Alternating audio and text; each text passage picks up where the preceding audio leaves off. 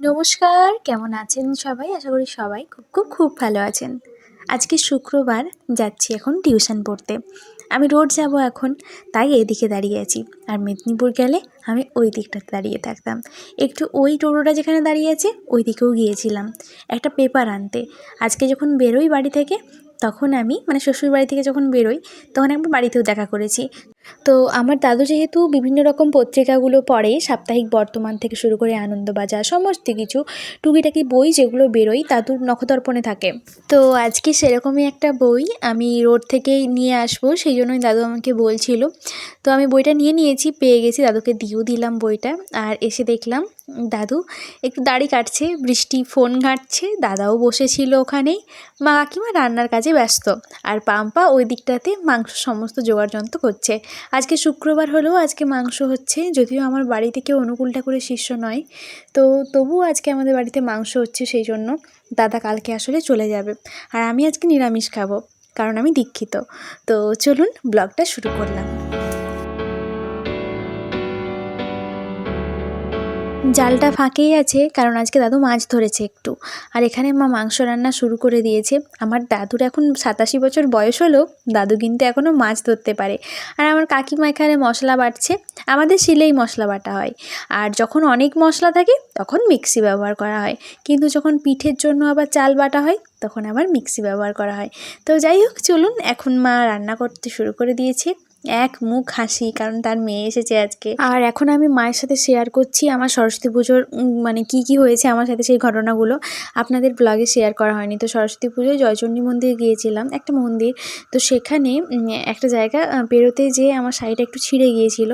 তো এটার একটা অ্যাক্সিডেন্টই বলতে পারেন আপনারা, কারণ আমি যদি শাড়িটা না দিতাম তাহলে ওই লোকটা পুরো আমার গায়ে এসেই মারতো। তো যাই হোক, চলুন, সেরকমভাবে আমার কিছু হয়নি, শুধুমাত্র মায়ের পছন্দের শাড়িটাই ছিঁড়ে গেছে, এটাই যা আমার আক্ষেপ।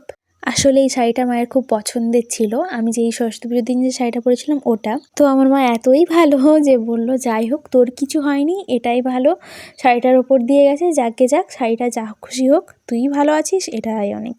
যাই হোক, মায়ের এই সমস্ত কথাগুলো শোনার পর আমি চলে গেলাম স্নান করতে। আমি আজকে যখন শ্বশুরবাড়ি চলে এলাম ওই 5টা 10-এর দিকে, তো তখন জানেন দাদা আমাকে ছাড়তে এসেছিল। তো যেহেতু শ্বশুরবাড়ি বাপের বাড়ি প্রায় কাছাকাছি, সেই জন্য অর্ধেক রাস্তাও আমার সাথে আসে। আমি বললাম পুরোটাই আয়, একদিন আয় আমার বাড়িতে। বললো না, এখন যেতে পারবো না। তো যাই হোক, চলুন, দাদা এসেছিল, আমার ভীষণ মজা হচ্ছিলো। আমি বলছিলাম ও একবার চো আজকে শামচাদপুর থেকে একটু ফুচকা খেয়ে আসি। দাদা বললো আজকে একটু মাংস খেয়েছি তো সেই জন্য খাওয়া যাবে না। তো আমিও তখন ভাবলাম হ্যাঁ, আমারও তো শুক্রবার, বাইরে খেলে পেঁয়াজ আদা রসুন এই সমস্ত খাওয়া হয়ে যাবে, তো সেই জন্য আমিও আর খেলাম না। তবে দাদার সাথে কথা হয়ে গেছে, এরপর যখন আসবেও সেদিন ওর সাথে মিট করব। একদিন ও আমার শ্বশুরবাড়ি আসবে, আর একদিন আমরা সবাই মিলে ফুচকা খেতে যাবো। তখন মেবি এনাখিদিরও পরীক্ষা শেষ হয়ে যাবে, আমরা একসাথে বেশ মজা করে যাব। আর দাদাকে একটু দিয়ে দিলাম চিকেনটা। এখানে বৃষ্টির খাবার, মাছও হয়েছে আজকে, বাঁধাকপির তরকারিও ছিল, আর এখানে আমার সিম্পল মেনু। আর দাদার এখানে মাছ ভাজা আছে, আর এখানে মাংস, এটা সমস্ত কিছুই দাদার। আমি আপনাদের সাথে জাস্ট শেয়ার করলাম। আমি এগুলোই খেয়েছি, চাটনি, সজনে ফুল ভাজা আর বাঁধাকপির তরকারি। 5টা 10-15-র দিকে তো আসার পর একটু পড়তে বসেছিলাম, তারপর একটু মাটির বাড়ির দিকেও গিয়েছিলাম। মাটির বাড়ি থেকে মানে বাবা কোথাও গেলে বা কেউ যদি আসে আমার বাড়ি থেকে, তো একটু মাটির বাড়িতে মিষ্টি টিষ্টি দেওয়া হয়, তো সেটা দেওয়ার জন্য গিয়েছিলাম। তো মা আজকে সারাদিন যায়নি, কারণ একা বলছিল মা যেতে ভালো লাগছে না, তো আমি গিয়েছিলাম মায়ের সাথে। আর এখন আমি একটু পড়তে বসেছি, কালকে মেবি মেদিনীপুর যাব।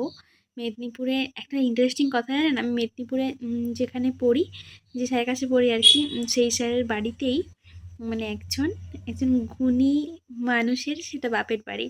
পরে বলবো আপনাদের, সে যখন আসবে, যখন দেখা হবে প্রথম তার সাথে, তখন আমি আপনাদের সাথে শেয়ার করব সেই ব্লগ।